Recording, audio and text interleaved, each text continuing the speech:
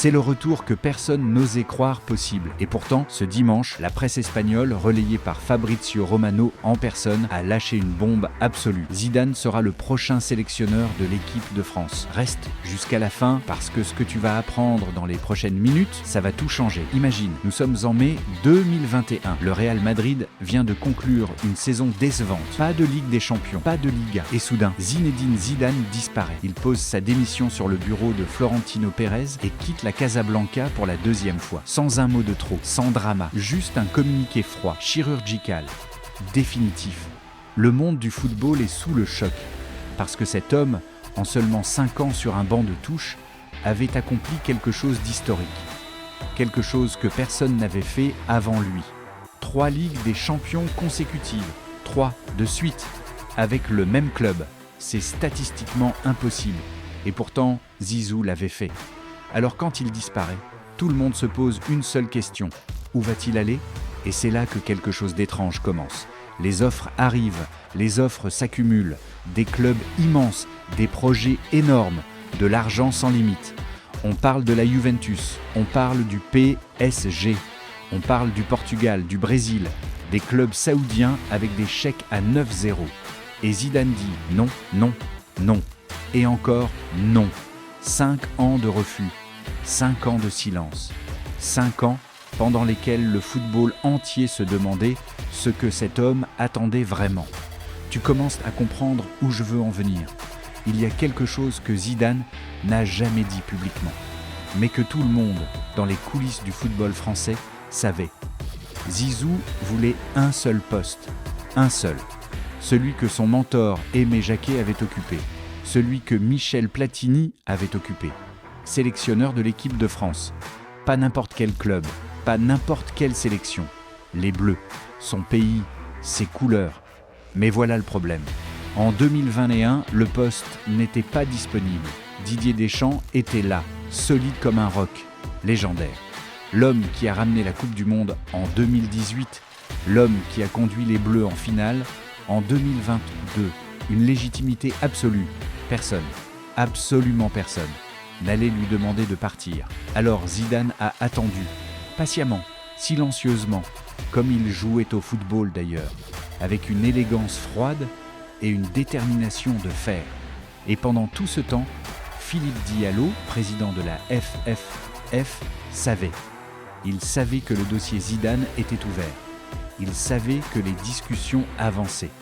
Il savait que la question n'était pas si Zidane prendrait les Bleus, mais quand. Dans une interview accordée au Figaro, Diallo a lâché quelque chose de très significatif. Il a dit, en substance, « Oui, je connais déjà le nom du prochain sélectionneur. Moins de 5 candidatures, toutes françaises, et un poste qui ne peut pas être confié à n'importe qui. Maintenant dis-moi, qui d'autre que Zidane coche toutes ces cases ? Demis ?» Et là, ça devient fascinant, parce que ce n'est pas n'importe qui sort l'info. C'est Fabrizio Romano, l'homme du « Here we go », celui qui ne parle que quand il est sûr. Et il écrit noir sur blanc. Il y a un accord verbal entre Zidane et la Fédération française de football. Accord verbal. 2 mots qui changent tout. Ça veut dire que Zidane a donné sa parole. Et ceux qui connaissent Zizou le savent. Sa parole, c'est sacré. Ce n'est pas une rumeur. Ce n'est pas un bruit de vestiaire. C'est un engagement. Le journal AS enfonce le clou. Zidane sera sélectionneur après la Coupe du Monde 2026. Et le Parisien confirme à son tour. 3 sources majeures. Une seule direction. Zidane, les Bleus, l'histoire. Mais il y a un détail que beaucoup l'ont raté. Zidane n'a pas signé immédiatement. Il a posé une condition. Une seule, mais énorme. Un staff beaucoup plus étoffé. Sa propre structure. Son propre système. Pas hériter, construire. Comme au Real Madrid. Ça te montre à quel point il est sérieux. Pour comprendre ce que Zidane va récupérer, il faut mesurer l'ère Deschamps. Didier Deschamps, c'est 2012 à 2026, 14 ans. Un record. Une Coupe du Monde en 2018, une finale en 2022. Une reconstruction complète du football français. En janvier 2025, il avait été clair. 2026, ce sera la fin. Un départ propre, un départ digne. Mais maintenant, c'est terminé. L'annonce officielle est attendue après la Coupe du Monde 2026. D'ici là, silence radio. Zidane travaille dans l'ombre. Il prépare, il analyse, il construit et il attend du pur Zidane. Et là, accroche-toi bien, une question divise les experts. Et si l'annonce arrivait avant la Coupe du Monde ? Oui, avant. Certains pensent que ça libérerait les joueurs. Plus de rumeurs, plus de flou. D'autres pensent l'inverse. Une distraction énorme.